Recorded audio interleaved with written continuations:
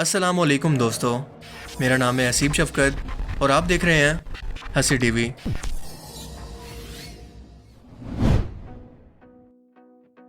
दुनिया में petrol cars के बाद हाइब्रिड कार्स और इसके बाद आजकल इलेक्ट्रिक कार्स इस्तेमाल हो रही हैं, जिसके बाद नेक्स्ट बारी है हाइड्रोजन कार्स की, जो कि पानी की तरह का हाइड्रोजन वाटर इस्तेमाल करती हैं। लेकिन दुनिया इससे भी एक स्टेप मजीद आगे निकल चुकी है, क्योंकि पेशे खिदमत है दुनिया की पहली सोलर पावर कार, जो कि बिना पेट्रोल और बिना चार्ज के कई महीने तक सफ़र कर सकती है, सिर्फ धूप से खुद को चार्ज करके।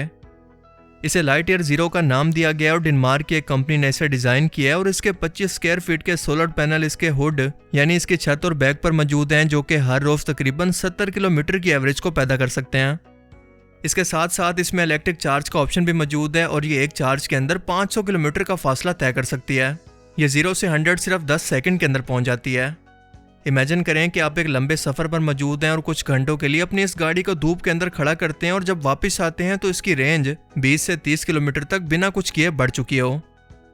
इस वक्त मार्केट में इसके लॉन्च की सबसे बड़ी मुश्किल है इसकी कीमत, जो कि $2.5 लाख से शुरू होती है। लेकिन इसकी पावर, डिज़ाइन और माहौल दोस्त होने के अंदर इसका कोई मुकाबला नहीं। लेकिन उम्मीद है कि आने वाले कुछ सालों के अंदर इसकी प्रोडक्शन कॉस्ट को कम करके ये मिडिल क्लास की रेंज में भी पहुंच जाएगी और 2050 के अंदर पाकिस्तान के अंदर भी लॉन्च हो जाएगी, तकरीबन 50 करोड़ की कीमत के आसपास।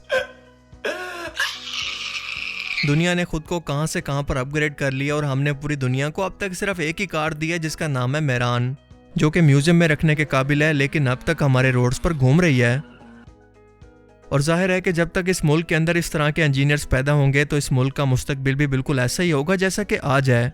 क्योंकि हाल ही में कराची बोर्ड के एक टीचर ने फिजिक्स का फर्स्ट ईयर का पेपर चेक किया तो इनके पाँव के नीचे से ज़मीन निकल गई कि इतनी क्रिएटिविटी है हमारे मुल्क के अंदर, लेकिन इस टैलेंट की पूरे मुल्क के अंदर कोई कदर ही नहीं है। आप इस शाहकार को खुद देख लें। ये मैं फर्स्ट ईयर फिज़िक्स की कॉपीज़ चेक कर रहा हूँ कराची बोर्ड की। गौर से इसका मुताल्ला करें, फिज़िक्स की कॉपीज़ में गाना लिखा हुआ है।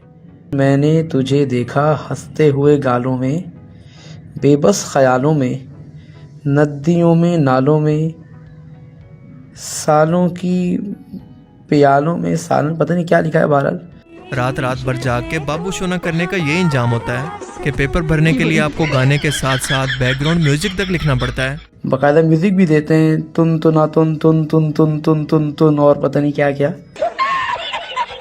अभी रुको जरा, सब्र करो, ये कॉन्फिडेंस अभी यहाँ पर खत्म नहीं हुआ, बल्कि क्लाइमेक्स अभी बाकी है। क्योंकि आखिर में ये भाई साहब कहते हैं कि please leave me alone. So leave me alone. वाट लगा दी साले ने, फिजिक्स नहीं अजाब।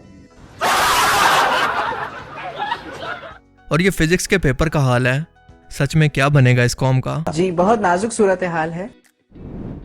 Amazing random facts around the world के सीजन 2 पार्ट 20 में खुशामदीद। एक ऐसी मुनफरिद वीडियो सीरीज जिसमें हम दुनिया कायनात से मुतालिक ऐसी हैरत अंगेज और ऐसी इंटरेस्टिंग किस्म की फैक्ट्स जानते हैं जो कि आपने आज से पहले कभी ना सुनी हो, और इनके बारे में जानकर आप एक ही वर्ड बोलेंगे, क्या बात है सर, क्या बात है सर, क्या बात, ये बात है। तो चलिए शुरू करते हैं आज का ये interesting episode.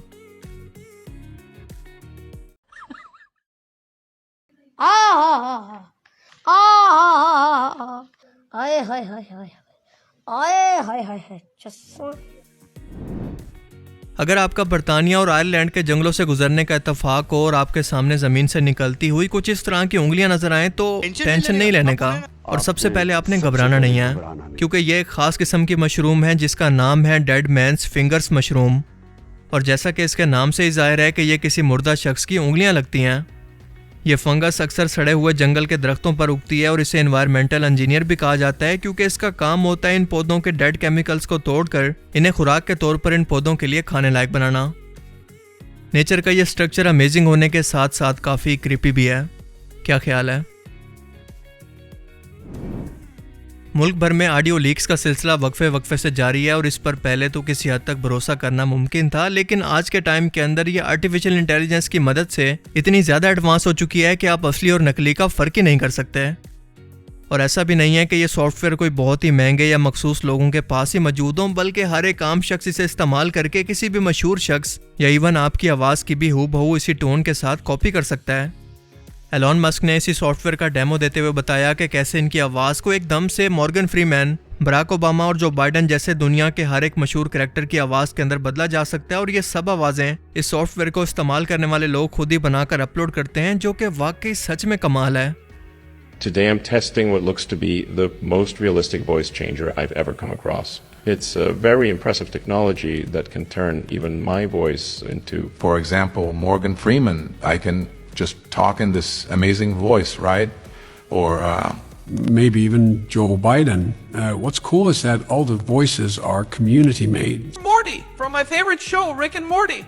There's also voices of celebrities, internet celebrities like Mr. Beast. Put that in a burger. And it's a hyper-realistic voice changer that allows you to sound like anyone you want, like Barack Obama. So next time याद रखना कि आज के time के अंदर दिखने के साथ साथ जो कुछ इंटरनेट पर सुनाई देता है जरूरी नहीं कि वो हकीकत हो. hello, this is Morgan Freeman and you are watching AZTV. And one more thing I forget to say. Lord, the power of Perloa. दुनिया में रोबोट्स को आमतौर पर इंसानों के लिए मुश्किल तरीन टास्क को कम करने के लिए या स्मार्ट वर्क करने के लिए डिज़ाइन किया गया था, लेकिन जर्मनी के मैक्स प्लांक इंस्टीट्यूट के शोबा इंटेलिजेंस सिस्टम के एक्सपर्ट्स ने एक ऐसा रोबोट तैयार किया है जो कि इंसानों को गले मिल सकता है. जी हाँ, बस इतना ही, जिसे हगी बोर्ड 3.0 का नाम दिया गया है.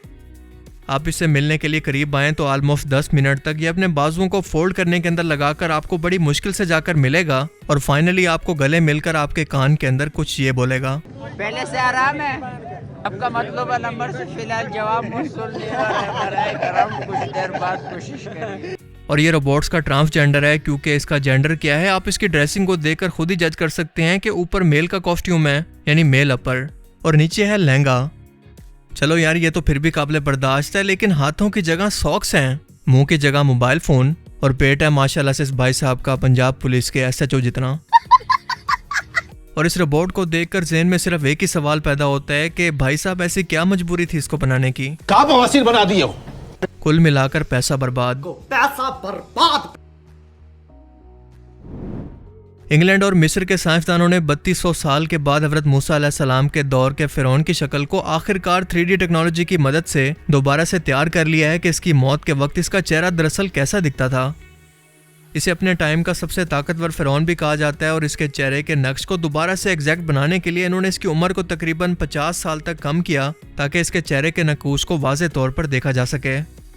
क्योंकि इसकी मौत से 50 साल पहले का टाइम वो था जब वो जवान था और इसकी हुक्मरानी अरूज पर थी और इसकी असली खोपड़ी का CT स्कैन करने के बाद आखिरकार ये तस्वीर निकलकर सामने आई जिसे देखकर बिल्कुल ऐसा लगता है जैसे ये आज के टाइम में भी मौजूद हो. आप अंदाज़ा लगाएं कि मिस्र पर कई फिरौनों ने कई हजार साल तक एक के बाद एक हुकूमत की और एक के बाद एक करके चले गए. सिर्फ एक के बारे में अल्लाह ने यह दावा किया था कि मैं तुझे आने वाली नस्लों के लिए इबरत का निशान बनाऊंगा और आज 3200 साल के बाद इसका जिस्म और चेहरा बिल्कुल हमारे सामने ऐसे मौजूद है जैसे बिल्कुल आज का टाइम हो.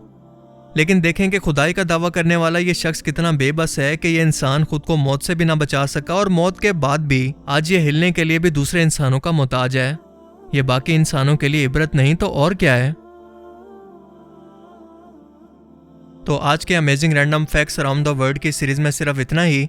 आपको इनमें से सबसे अमेजिंग फैक्ट्स कौन सी लगी और क्यों, अपनी कीमती राय का इजहार कमेंट सेक्शन में ज़रूर करें. अब मैं मिलूंगा आपसे एक ऐसी ही नई इंटरेस्टिंग वीडियो में. तब तक के लिए अपना बहुत सा ख्याल रखिएगा. Thanks for watching this video. अल्लाह हाफिज़.